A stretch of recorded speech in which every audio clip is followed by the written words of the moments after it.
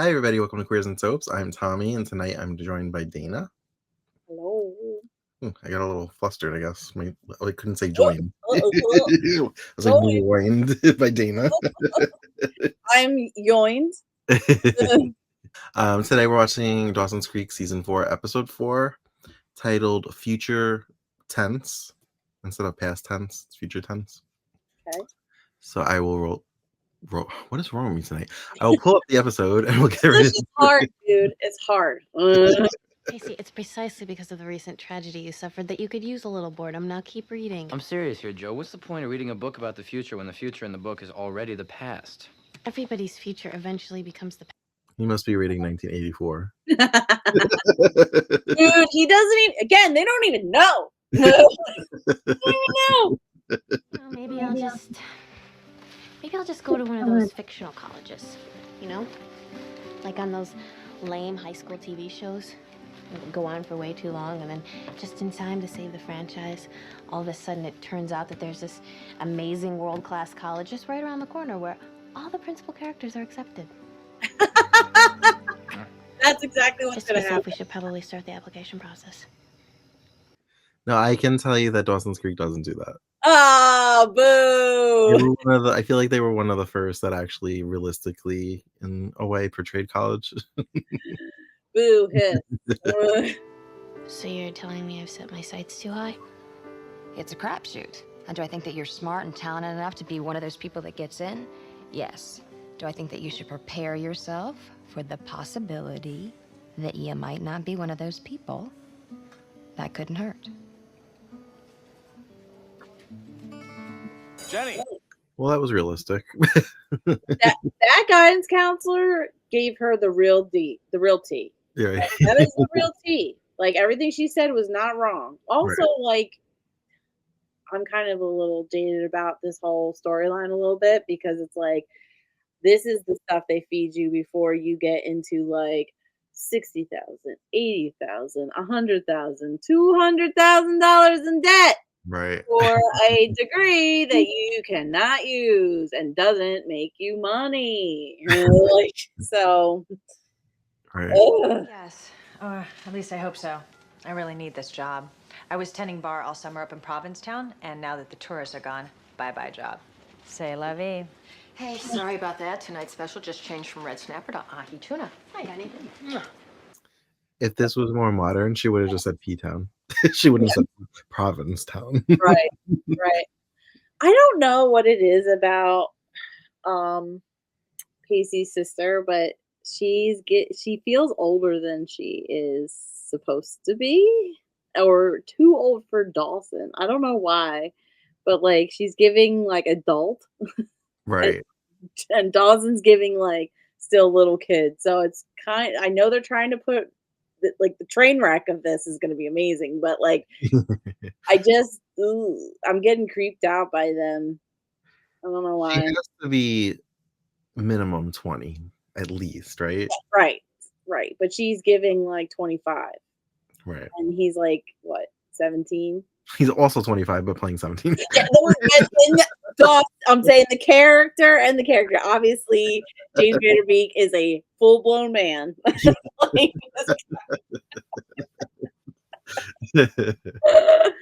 But you know, just a little bit. The age gap, obviously, in the long run, is not that big of a deal. But like right now, it feels like a big deal. And I don't know, it's just not vibrant. But I'm here for this train wreck. I want to watch this explosion because that's definitely what's gonna happen. Does she seem a little hyper? I don't know. I'm not thinking too much more than usual. I think she's just kind of like anxious, maybe, of getting like accepted somewhere. Okay. She's so type A.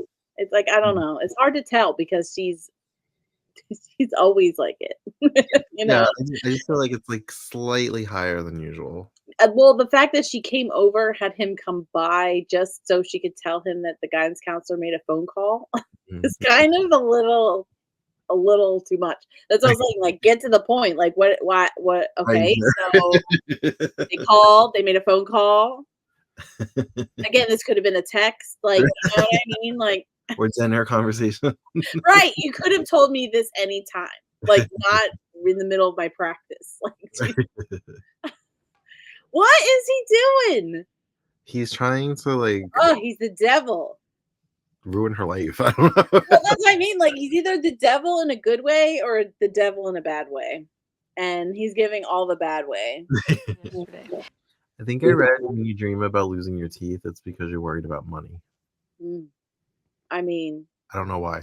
That's the thing, but like well, man, I feel I hate this stuff. This admin all types sucks ass. Like, so, and this is the first taste you get of it. yeah. This process, if you've ever done it, it makes you want to die. And honestly, I feel like it actually starts in 11th grade. Yeah, that's what I mean. Like it. Oh God, I'm stressed out just like hearing them talk about it. So your dreams are your dreams, Joey. You can't apologize for them. Just talk to him. You'll probably find out they're his dreams too. Ivy League college, probably not. But he's a good boyfriend, though. He would never be like, "Ew, Joey, why do you want to better yourself?" He would never say that. And that was the vibe I felt like she was giving before the credits. Like she was embarrassed to like admit that she wanted to go to college because like it wouldn't come off cool. But whenever they have a conflict where she doesn't think she should talk to Pacey about it, everybody's advice is literally talk to Pacey. Well, I love that because it's like literally what they don't do ever. Yes. Like they never. Then whenever they have a miscommunication, it happens all the time. It's such a trope. Like they miscommunicate. They misread body language or some stupid bullshit, and then they spiral separately off to the side, and then they're like, if you just talk to each other, you would come around to realize that one didn't mean what they said. Like that's not what they said. And then inevitably one of them's like, well, why didn't you just tell me that? Right. Exactly. But then the show wouldn't be here, would it? So like, but I don't know. I think you know what it is. I think it's because she knows that means them separating, and talking about it is basically admitting that their relationship is kind of like finite in a way. Like there's a time limit to it, because if he's not going to the same college as she is, then like their relationship's going to be long distance, which will be very tough, or they will break up. Right. And that's hard. So. Yeah. Answer me one thing. Why on earth would I actually attend this little shindig? It's your birthday. But it's not my birthday. I know. But everyone here thinks it's your birthday. So work with me, okay? It's your birthday. He's like, because it's your birthday. She's like, but it's not my birthday. Like, that's what I mean. But when it comes to her actual birthday, no one's going to say anything to her because they already celebrated her birthday. It's kind of like hijacking her life. Like this whole thing. It's almost like taking her birthday away from her and giving it to a different arbitrary day that is not actually her birthday. It's kind of messed up. Like on a psychological warfare type level. like in a weird gaslighty sort of way. That's what this is giving. Like he's just like, corralling her around. So like she eventually just falls in line with him, and it's also, I guess Jack was right. He's not going to college for football. He just broke his arm. Yeah, literally. Well, no, he pulled. He dislocated his shoulder, so he can still use it. It's just not. It probably hurts like a mother. I like that she called it her unbirthday party. Right. So, how do you feel about his reaction? I don't. See, that's the whole thing. He indirectly said like that he can't relate to what she's going through. I thought he fell asleep. That's why I was like...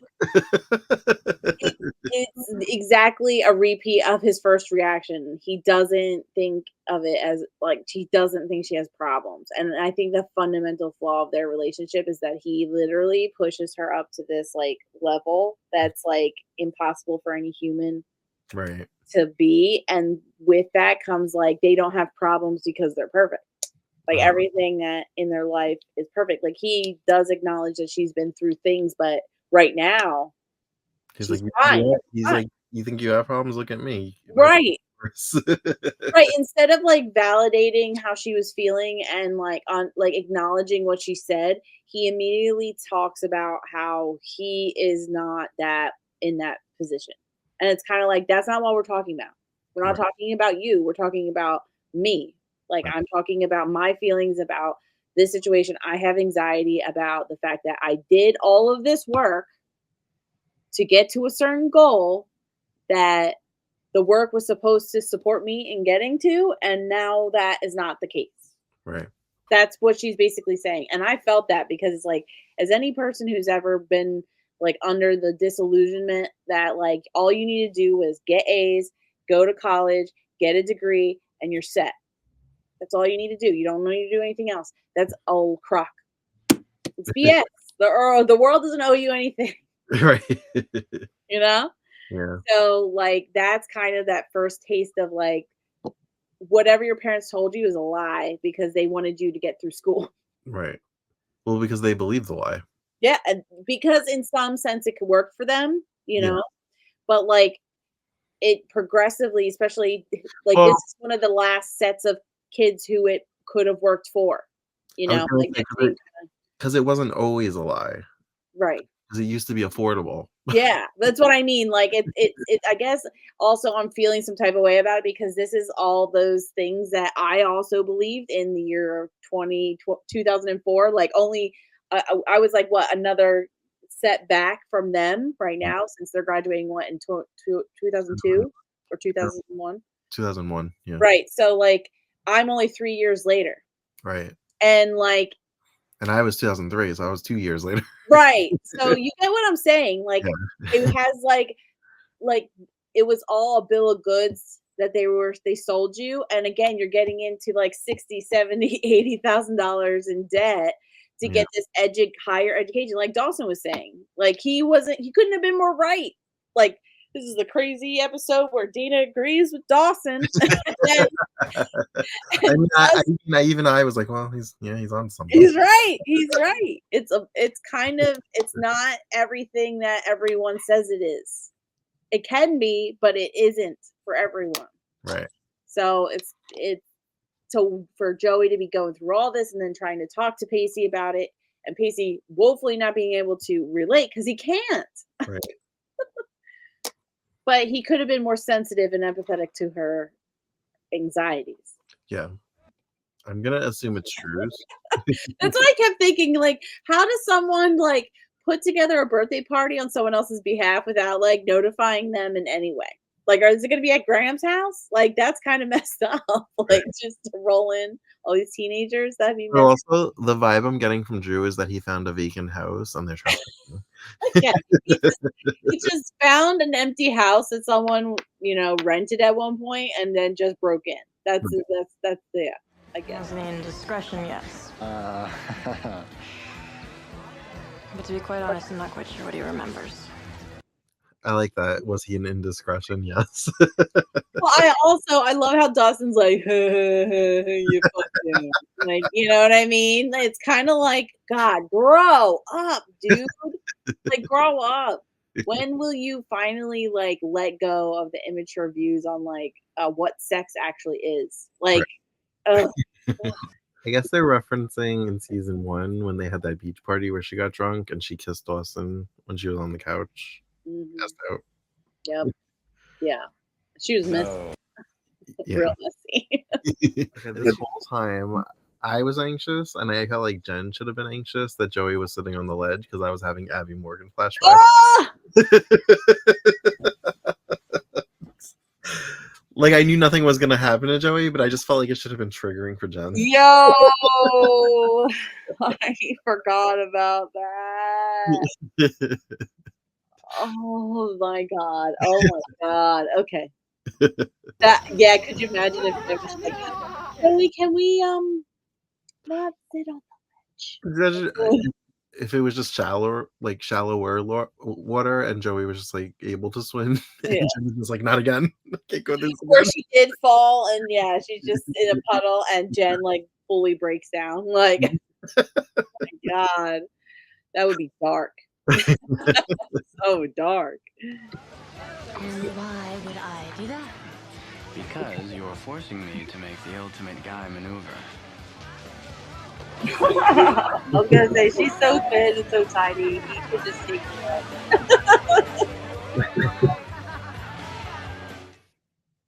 Why is it? You know, I can't I believe I'm don't saying know this, but because it's like move on. When is it going to happen? Like you don't. If anything, he should be relieved that Pacey's taking care of her while she's in the seat. Right, and he's sober. Right. Like you could tell he's sober. Like he's not. Obviously, he's not drinking. Yeah. She's drinking. She's just like, She's just like, keep refilling my glass. right. Like he's probably had the same glass from like before. thank you. Here we go. I really do wonder if they were still dating at this point because they are just like in there for each other. That's what I'm saying. Like, I'm sorry, but like two actors that aren't dating don't do that in their scenes. Like as cute, cuddly, or however much they need to be directed, that is all them. They're obviously incredibly comfortable with each other. And she's just kind of going for it. You know? She's acting how she would if she was drunk and with him at home. Like, you know, like absolutely insane. And he would be trying to get her corralled like a crazy cat. Like, you know. But let me bet that Gretchen is in the restaurant. Yeah, they didn't fight. What are they fighting?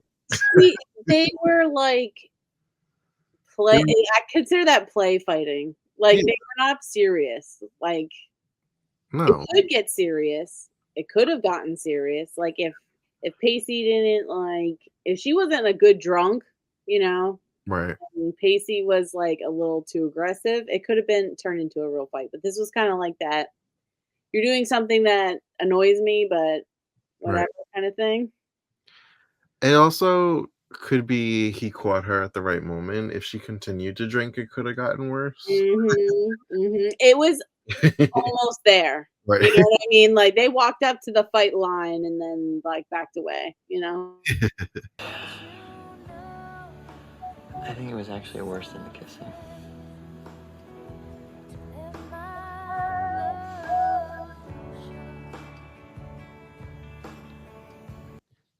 Seeing them fight was worse than seeing them kiss. I think that means like he can tell that they're like legitimate, like this is a legitimate relationship.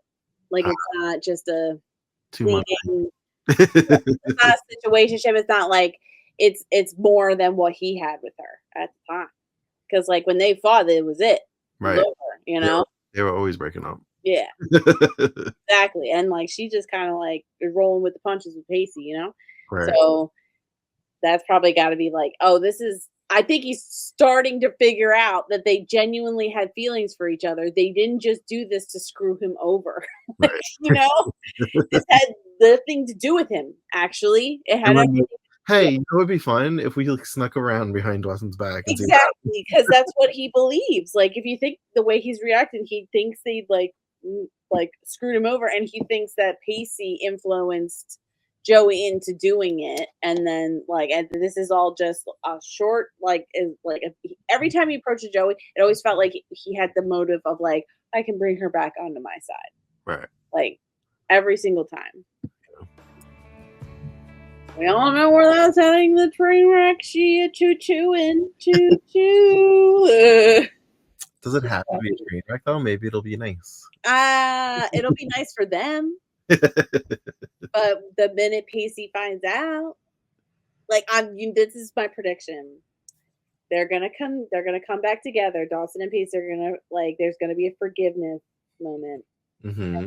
The fact that Dawson hooks up with his sister is gonna be like the thing that just blows it all up. Like the one half of the episode, they're gonna reconcile. The next half of that episode, Dawson's gonna kiss his sister or some shit.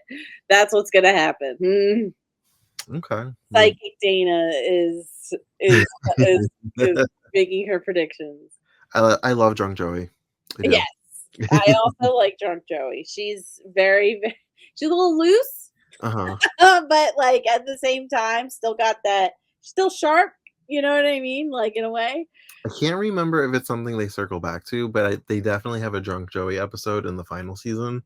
Nice. Because I remember it vividly. It's very funny. I feel like there's been a drunk Joey every season so far because that I feel like that should be like a season tradition, like one Right. episode where Joey's a little drunk. The writers room. So when are we gonna do the drunk Joey episode? Yeah, which one's the drunk Joey episode? Where are we putting it? Because this one felt way more light. I felt like I laughed a little bit more through this episode than, especially since the last episode, they basically all almost died. Like Jen Right. and Pacey almost died, including Joey and Dawson. Yeah. Like, oh my god. Yeah, I feel like once we got past the college thing and we got to the Mhm. party, we were fine. Yeah. Yeah. Well, I mean, like, and I feel like the whole overall theme was everybody's dealing with some real adult admin stuff right now. Like, not only that, but like, and the real understanding of like what is really out there for them, like the potential of what's out there for them.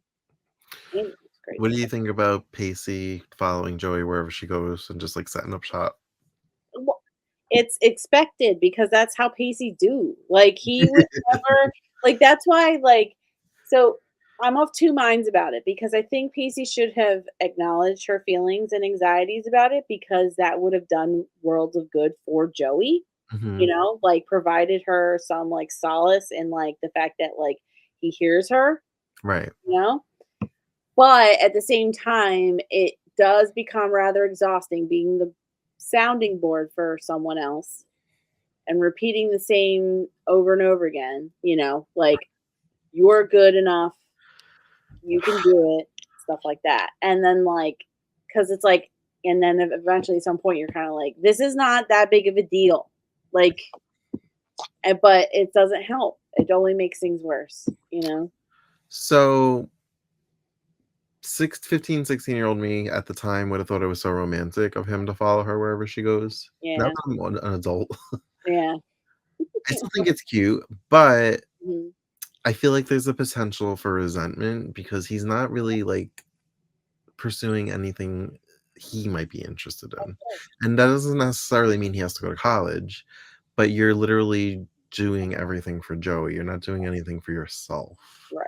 So you need to And do I can see something that. in something. So that could cause resentment later on. Yeah, I can see that potential for sure. Right. But at the same time, like there's moments where you have to like if I was like Joey, that would probably be a concern. Like if it was I was Joey's position because Yeah. I would think the same thing. Mhm. But sometimes you just have to like the problem also lies with believing Pacey when he says this is what he wants. Like Right. if he says this is what he wants, even though you think there's a potential for resentment, like I'm sure he knows it too. But he has to make this just like what Jack was saying to Andy. Like you have to let me make my own mistakes in my own time, Right. without your influence. And like same deal. It's like he's telling her that he would do it. She kind of has like a part of the relationship is trusting that that's what he means. What he Right. says, that there's no other hidden meaning. Like that's where people like I know I do it all the time. And I suffer anxiety like every single day of my life. It's like trying to find some sort of hidden layer underneath what people are saying, even though that is something that people do. There's Right. always subcontext, body language. Not everybody tells the truth, how they feel right up from the jump. It's Mhm. totally a thing. But someone who can't like stop thinking about that potential, Mhm. it paralyzes you from making any decisions because you're just like, but it could be this or it could be that or it could be that. And it's kind of like you just have to make the leap and you have to trust. You have to just kind of expect they know what they're doing. Right. I saw an Instagram reel, maybe it was a TikTok posted on Instagram of a married couple. Mhm. They were like, she just asked me if I was in love with her. She's like, we've been married for 48 hours. She's like, yeah, but like, did you marry me as like a friend? That's what I mean. Like sometimes it can be that extreme. Like we just connected ourselves legally, financially, like, spiritually, all of it. Oh my god. There's a dog. Hold on. Brody, stop. Car alarm going off, of course. Um, but like it's just one of those things. Hey, stop. There's one of those things that like, they just that keep that unhinged, illogical thought. Brody, I'm trying to make a point about Dawson's Creek. Oh my God. He's like, Mom, you're wrong. You don't know what you're talking about. Brody's like, I love Dawson. I love Dawson. Team Dawson. You guys don't know what you're talking about. They're supposed to be endgame. None of this pacey BS. And he couldn't be more wrong. And we're going to have a very long talk about that when I get off this call. But it's just like sometimes when they do that repeated, like over and over and over again, the person receiving that can only hear that so many times where they're being unbelieved. Like that they're showing the love. They're doing what they think is like all the right things. And they could be. And that is basically, and you're just sitting there going like, but I don't believe you. Right. You know, like, I know you say you love me, you give me compliments, you hold my hand, like we've had sex, like we've been in a relationship for like 10, 15 years, but like, dude, are you sure? And it's like, come on, it's because of like, have you ever seen the reels or TikToks of it's like dating or being married to an overthinker and the husband's like, I'm not mad, I'm not hungry. Exactly. I just have nothing to say. It's kind of like it's not that deep. You Right. know, I promise you, and I need you to trust me on this. It's not that deep. I promise. And it's kind of like, but is it though? It might be. And it's like, no, it's not. It's not. And then like it's also kind of crazy how no one can ever take a compliment. It's like the idea of understanding that you actually can be loved and that someone could follow you wherever you're going. That's the thing. Joey, like he can offer that up, but Joey has to accept that as truth. And if she chooses when she chooses, what she chooses, whether she does or she doesn't, is what keeps the relationship going. Like that's the only thing that I could see as being a pitfall. It's like his inability to see her as a human that is not a god or an angel, and her ability to accept that what he says is how he feels. But there's no other subcontext. And honestly, there's nothing she could glean from it other than what he does tell her because she can't read his mind anyway. So it's like kind of have to trust them when they tell you. It goes back to the advice that everybody eventually gives her: talk to Pacey. Exactly. He will tell you what he's thinking. Full stop. Period. Like, and she has to believe it. That's the thing. It's like, but I think the conversation that they had, he did not do enough to validate her concerns because they're real concerns. Right. Like she's not rich and financial aid is not guaranteed. And if she wants to really go to like Princeton or Harvard, or wherever, there's a lot of money. Like you're saddling yourself with a lot. It is. All right. Well, thank you again to our Patreon supporters for joining us for another Dawson's Creek episode watch. As always, you can find us on all the other socials at Queers and Soaps. And until next time, have a great night. Yes. Bye.